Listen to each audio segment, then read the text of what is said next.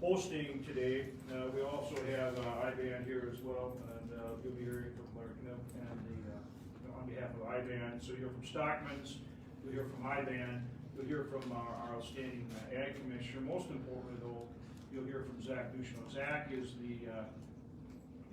the National FSA Administrator, and really today is to provide more detail on the enhanced ELAP that we have for our livestock producers. And as you all know, of course, ELAP has been available to help cover the transportation cost of hauling water to livestock. And it covers 60% of that transportation cost for hauling water. Well, the change that we've been able to get done with Secretary FSA Administrator, I should say, Ducheneau's help, is that now ELAP will cover 60% of the transportation costs for bringing feed to livestock as well.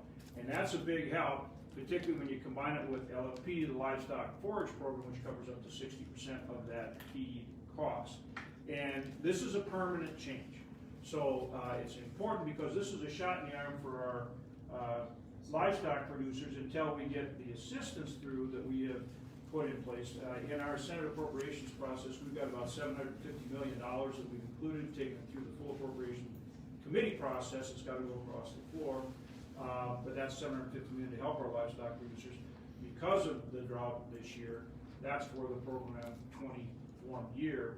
But it's not likely we'll get that until the end of the year, probably the end of the calendar year. And so this again is about helping get those producers through until we get that assistance.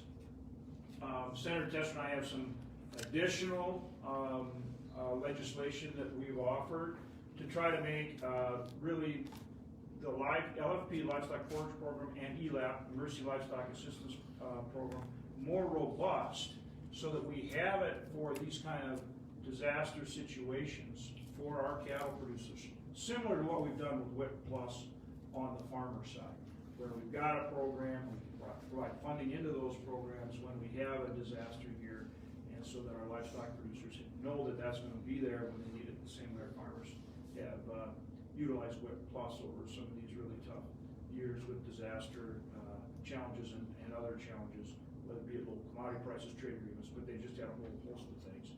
And so it's really important that we have that in place for ranchers as well. So really today is about going through that program a little bit, the enhanced ELAP and how it's going to work.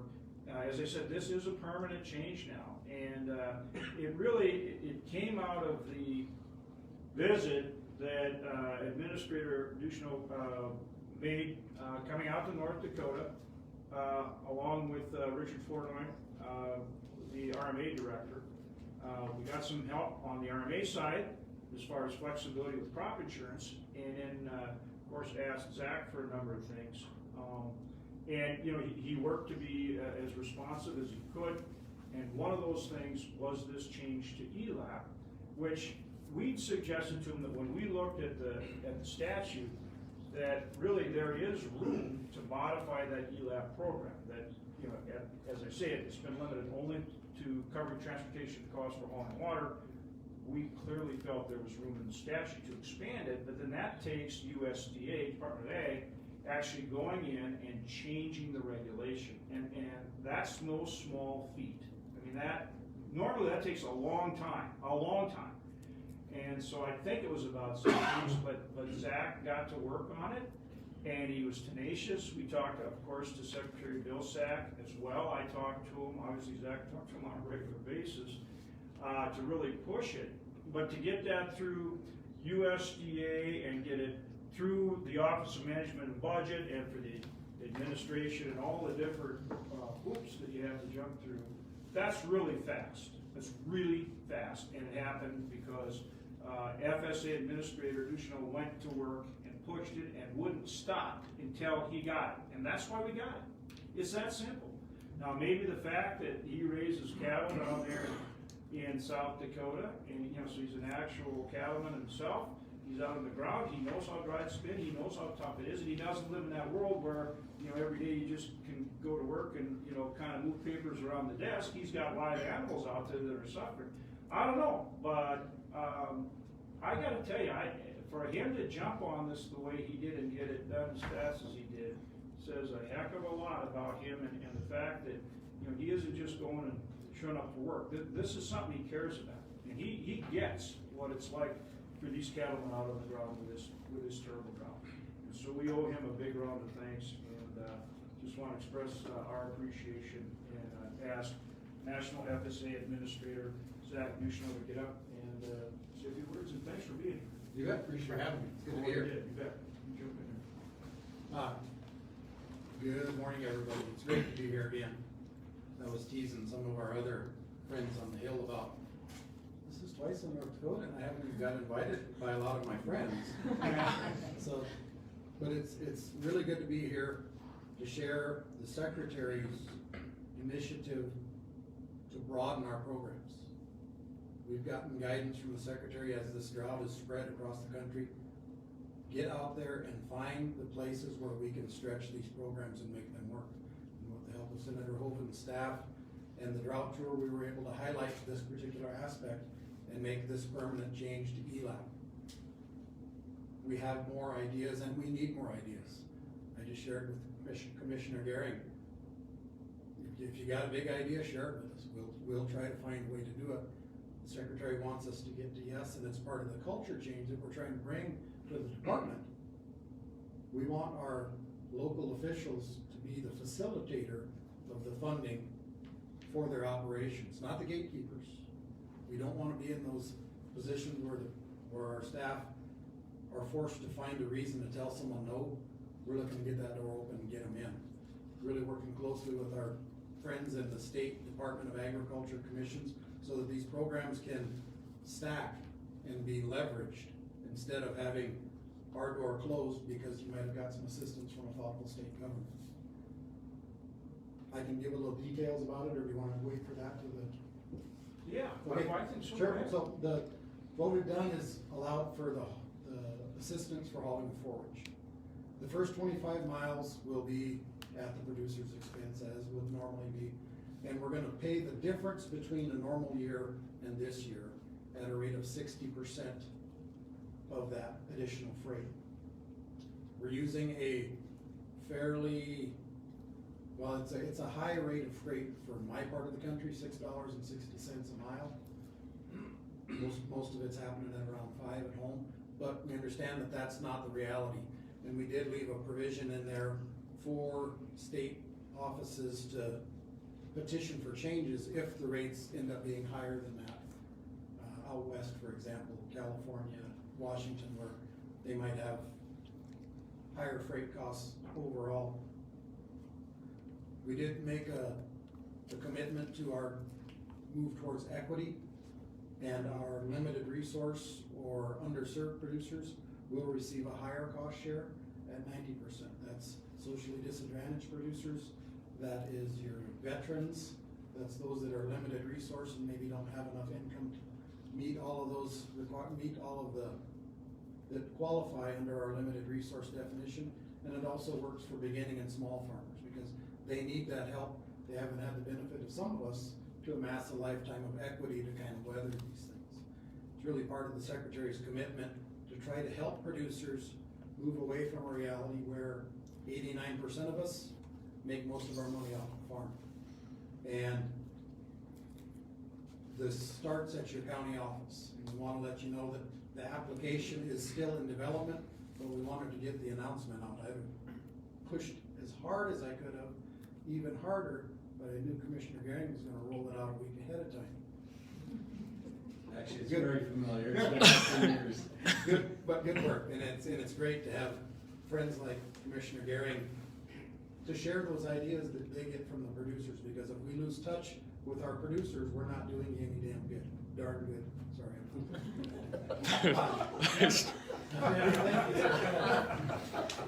But it's as I said, it's an indication of the Secretary's commitment, and we want to make sure that we're doing right by our producers, helping you get your fair share of that food dollar so that we can improve the livelihood for all of our rural communities. And this small change to the ELAP program is just the first of several steps we hope to be able to demonstrate.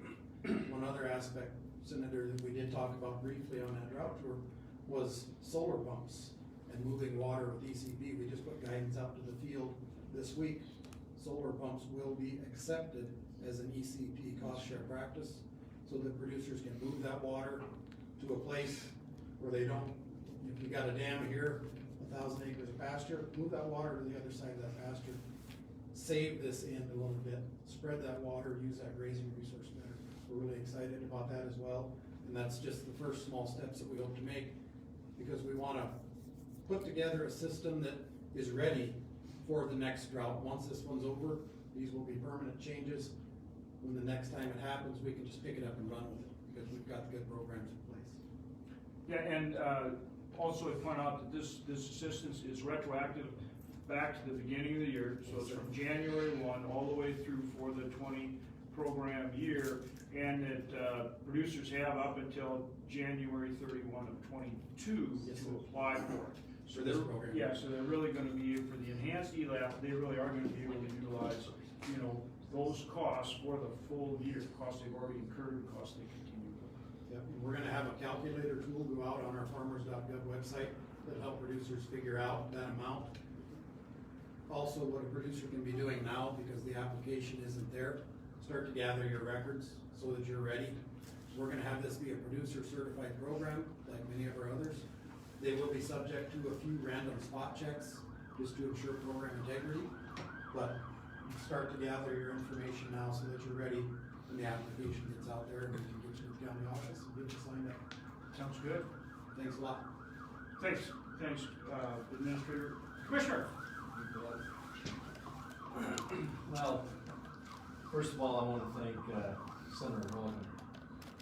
You know, he talks about how tenacious Zach has been, and Zach, I know, working with you in the past, when you kind of latch onto something, you don't let go. But the senator has been diligent and tenacious in how he's approached this issue. He has jumped on it, he has not let go. We've had many conversations about some different things. The fact that when he brought Richard Fournier out here and FSA Administrator Zach Duchin out, there were a lot of discussions that were taking place during that period of time. And I gotta applaud Zach, because things that we shared at that time, he actually took to heart. Yeah. He saw good programs. The program that's been unveiled and we're talking about an ELAP, enhanced ELAP, is very familiar to a lot of you guys, because it's a lot of what we've done in the past. Actually, since 2009, we've had some modifications to the program, but the rest of the country hasn't had this. So hats off to USDA for taking the lead on this.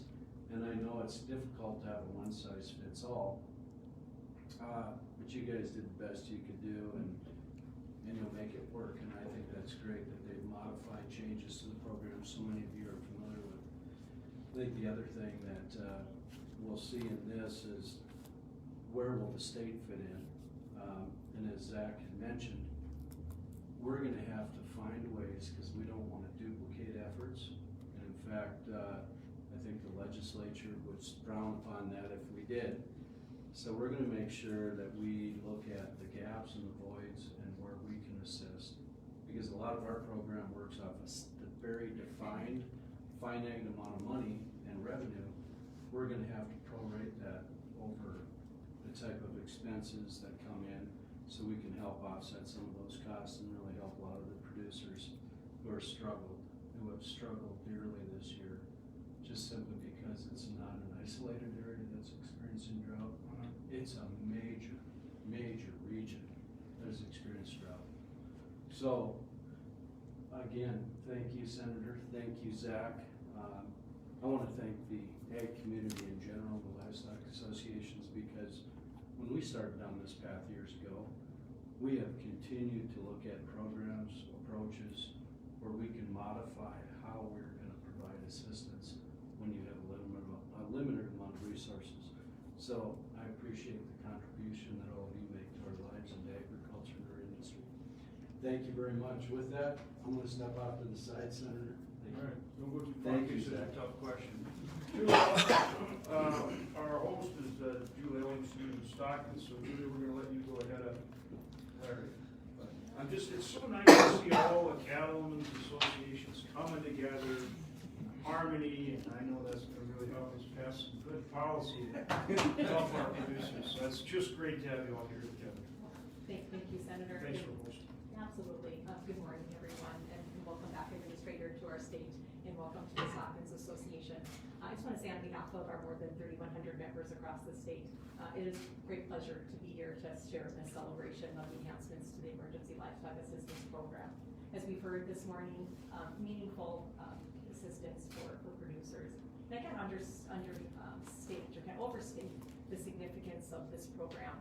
This is something that will essentially touch every livestock producer in North Dakota. As we talked about, is the significance of this drought, a record-breaking year on so many levels and records that we certainly did want to break. The earliest onset of D4, the longest extent of D1, 2, 3, and 4, and the highest drought severity and coverage index. Big deals, causing stress and feed availability shortages across our producers. And the trouble is, not only is that feed and hay in high demand, but it's hard to come by. And as we talked about the expansion of the yellows and the oranges and the reds of the drought monitor map, not only being border to border in North Dakota, but expanding beyond that and impacting so much of the United States and so much of even Western and Central Canada. Those costs are going to continue to rise, coupled with the shortage of drivers and the rise in fuel prices. And so this is a meaningful difference. The changes that we're making are important, helping offset those incredible rising input costs, and importantly, giving ranchers across North Dakota the opportunity to keep the cow herd, which is the foundation, obviously, of our operations and our state's economy intact. Many of you know that one of the responsibilities of the Stockmen's Association, in addition to our policy work, is administration of our brand inspection program. And so part of our role is tallying those inspections of cattle, horses, and mules across the state, at markets as well as border markets where we maintain North Dakota inspections. And I think the severity of the drought is underscored with the numbers that we see there, significant in 2021. As we compare 2020 to 2021, we've seen an increase of more than 18%. If you look at the auction markets alone, the 24% increase in those numbers, the majority of that being encompassed by cattle, and largely cows and heifers. To boil those numbers down further, so far this year, as of July 31st, we inspected about 148,000 cows. On a normal year, in fact, our 5-year average, we can inspect about 200,000 cows. So that means that we're already at the 0.75% mark and only a little over half of the year. And so certainly something significant and impacted all across the state, not just one pocket. In fact, the top 5 areas of the increases, Rugby, Sidney, Aberdeen, Napoleon, and Wishick. We know at farms and ranches, people need to make the best decision for their operations, not only in terms of the drought, but every day. In some cases, marketing those animals is their best decision. But what's so important is we want to be able to provide producers with options when they're weighing those decisions. And I think the enhancements that we made to ELAP gives them those options and opportunities to bring feed to their farms and ranches. And so with that, again, thank you for your leadership, your tenacity, taking those ideas and putting the wheels into motion for our producers. Unfortunately, North Dakota producers are going to get to test this program out pretty doggone good this year. And with the grace of the good Lord and a little bit of rain, hopefully we never have to use the program ever again. Thank you again. Appreciate your support and your leadership, and thank you for being here with us this morning. Those of us from Western North Dakota know that we probably will. The less the better, right? We probably will, glass half full, and it's nice to be able to have the permanency and the tools because of the change that was made. I'm grateful for that. Thank Larry, you. jump in here. Appreciate IBAN being here. I want to thank Stockman's first for hosting this event. And I don't have an awful lot to say. I was hauling water when Jerry called me this morning and asked me if I'd come to this meeting. So these are some of the things that are touching real close to me. And the biggest thing I see in this deal is, according to the speed of government, this thing is lightning. Lightning. This is absolute lightning, what you folks have done. And Gary told me to ask the one question of you guys: have you thought about cost sharing freight cattle to go out of the country and find feed? You know, I looked into it myself, and to get my cattle, some of my cows, to Nebraska, Iowa, pretty not cost effective at all. to find feed. Our cost, Yeah. program. Yeah. Yours. Yeah, that's, Yeah. Okay, that's great. Take the livestock to the And feed. assure Administrator Doshino that some of us folks don't make a habit of going into these offices, you know, and it's been pretty painless the way we've been treated, so it's kudos to those folks. Very good. And thanks to Senator Hoeven for getting this thing on the road. yeah, thanks. You're doing great. You're a good man. Thanks. We'll see if you got any, questions, and, you know, while we've got Zach here, we'll probably drag him in the other room there for a minute and let him talk to some of these cowboys about, some of the other things we're trying to do. We have way too much concentration in these markets.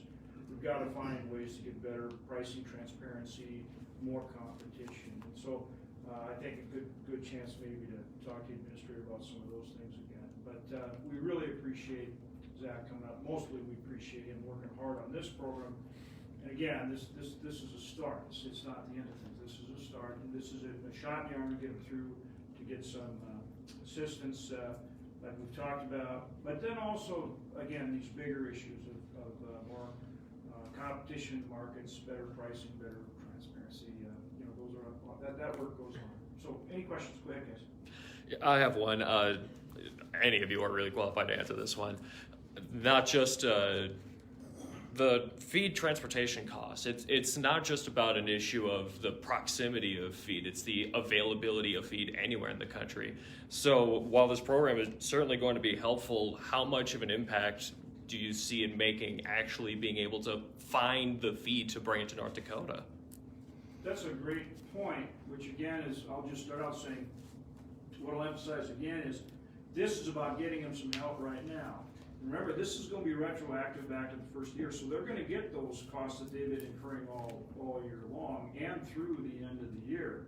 But that's why I point out, we still need to get that disaster assistance. So let me bookmark that, and then let one of these guys jump in here, or Sure. whoever wants to. So, the senator is exactly right, and we see the price of feed reflecting the availability of feed. We've got to offer the producers some help now so that they have a planning tool in their toolkit to weather this and try to keep that herd together.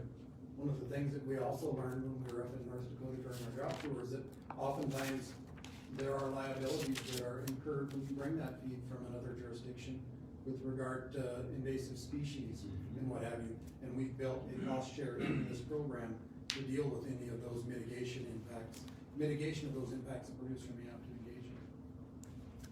The other thing I would mention is, keep in mind that since the growing season has went on and we've had failed corn acres, we've had other crops that have failed, we've had CRP that's been opened, there are some feedstocks around, and in fact, as we get into corn harvest, I see some other opportunities for, once that corn's been combined, that stover can be baled up. And I've already sold 85% of my corn crop. It's either being ensiled or it's being put up for hay. And I know many of my other neighbors have too. So we're starting to see an availability of feedstocks, and we're actually seeing the price come down in many respects. It's kind of putting some pressure on, but it does depend on the feedstock itself. Larry, do you have anything else? I know the application process is still underway. Any idea when producers might be able to see some of these payments?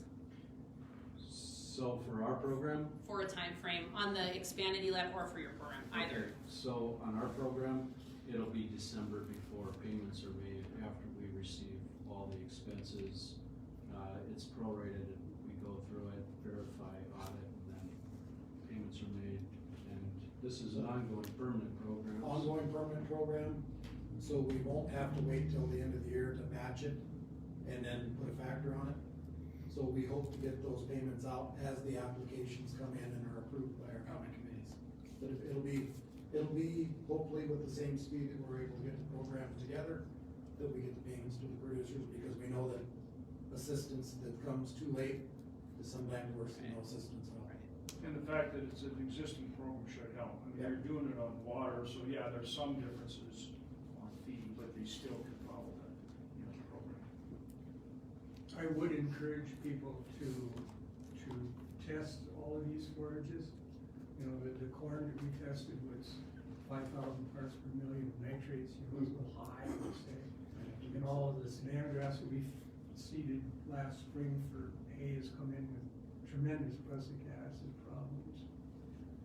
And while we got a little extra feed, we don't know what to do with it now. So I gotta be looking at these things. And we've had, neighbors and people in the middle of some very high numbers, some nitrate numbers in the 7,000s. Field right across the road, and they came in at 700. Yeah. Well below the threshold. Just So- depends on what you use for the fertilizer. Yeah, and when it was a timing issue, and, yeah, interesting. Anything else, guys? I'm good. All right, good, Thank you. thanks, guys. Thank you. Thank you all.